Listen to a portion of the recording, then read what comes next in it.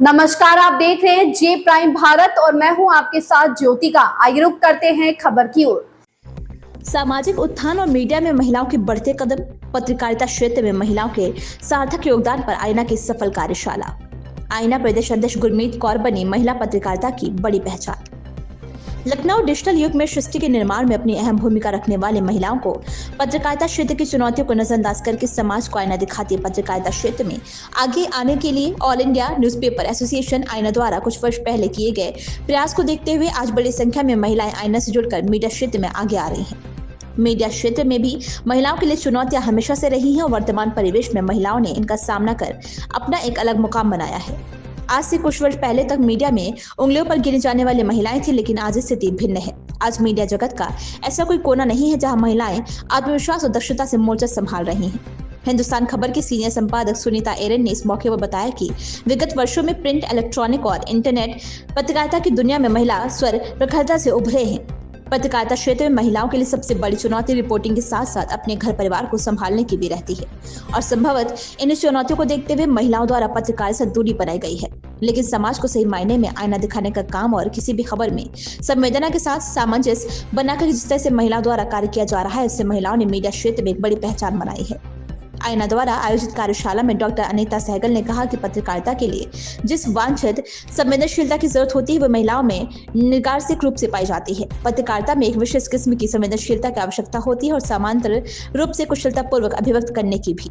संवाद और संवेदना के सुनियोजित सम्मिश्रण का नाम ही सुंदर पत्रकारिता है। महिलाओं की समाज और मीडिया में भागीदारी के सुनिश्चितीकरण को लेकर हुई कार्यशाला में हिंदुस्तान की सीनियर संपादक सुनीता एरन, राष्ट्रीय उद्योजिका डॉक्टर अनीता सहगल, वसुंधरा समाजसेवी मधुचंद्र बनर्जी, डॉक्टर शैली महाजन, मंजुलिका अस्थान, डॉक्टर रूबी राज सिन्हा, वरिष्ठ पत्रकार नायला किदवई, समाजसेवी Khushi Pandey, Shikha Singh, doctor Divya Gandhi, Savita Sahu, doctor Nida Fatima, Saif Nandini Motiani, doctor Vandana Mini Mishra सहित कई सामाजिक संस्थाओं से जुड़ी समाजसेवी महिलाओं ने अपने अपने विचार व्यक्त किए। लखनऊ से विनोद कुमार दुबे की रिपोर्ट। इसको कह दें woo and man, WO and man, अगर इसको दो पार्ट में डिवाइड कर दें, बड़ा महत्वपूर्ण मतलब निकलता है और ये एक चाइनीज लैंग्वेज, मैट्रिन लैंग्वेज का वर्ड हो जाता है। That has been originated from Chinese language. और शायद इसको अगर देखें तो वू एंड मैन पूरी डिफाइन करता है एक वुमेन को, एक महिला को। इसका मतलब निकल के आता है वी, अस, आवरसेल्फ। तो महिला की परिभाषा क्या हुई? एक नारी की परिभाषा को अगर हम देखें तो वो स्वयं और उसका परिवार और ये कायनात, कायनात मतलब जो वर्ल्ड है, इसी के बीच में ही वुमेन रहती है। वुमेन के लिए बाहर की दुनिया से बड़ा अपना परिवार है, इसीलिए शायद ये कहा गया वुमेन।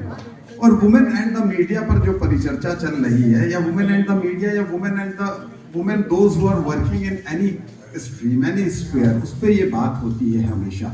और खास तौर से जब मीडिया की बात होती है, देखिए माइक दे दिया मुझे तो फिर क्या बताएं, मुझे बोलना ही पड़ेगा क्योंकि ऐसा सब्जेक्ट दे दिया, महिलाएं बैठी हुई हैं। आम तौर पर कहा जाता है कि जो है, अच्छा यहाँ पर एक और बात आ जाती है। अब बात ये आती है कि वुमेन को अगर चाइनीज लैंग्वेज में चले गए तो वी, आवर, आवरसेल्फ में। इस खबर में बस इतना ही। बने रहिए जे प्राइम भारत के साथ।